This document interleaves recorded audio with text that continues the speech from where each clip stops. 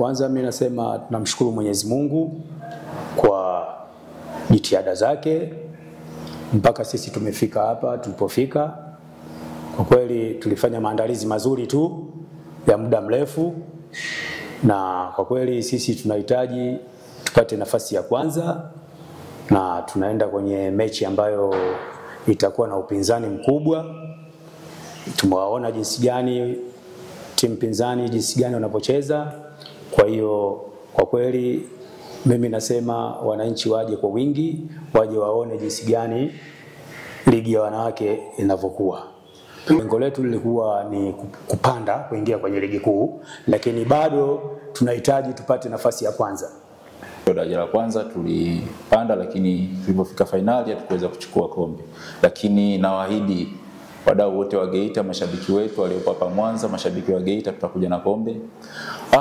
Tausi ni timu nzuri, bahati nzuri tumeiangalia inapocheza, tunajua ubora wao, tunajua wanamshambuliaji na magoli 12 nafikiri, wana defense yao wameruhusu goli moja so far. Nafikiri ni wazuri zaidi kwenye kuzuia, pia ni wazuri zaidi kwenye kushambulia. Zasi wao na magoli mengi na Zasi wao wameruhusu magoli machache.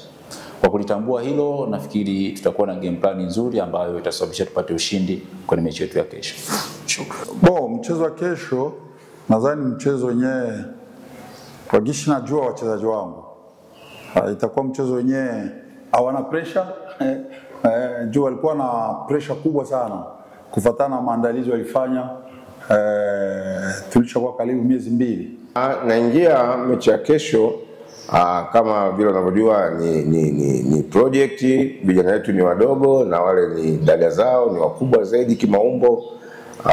Kwa hiyo tunataka kwenda kuwaonyesha tu kwamba maumbo na ukubwa wa kucheza muda mrefu kwenye ligi sio sababu ya kuweza kuwa upate matokeo.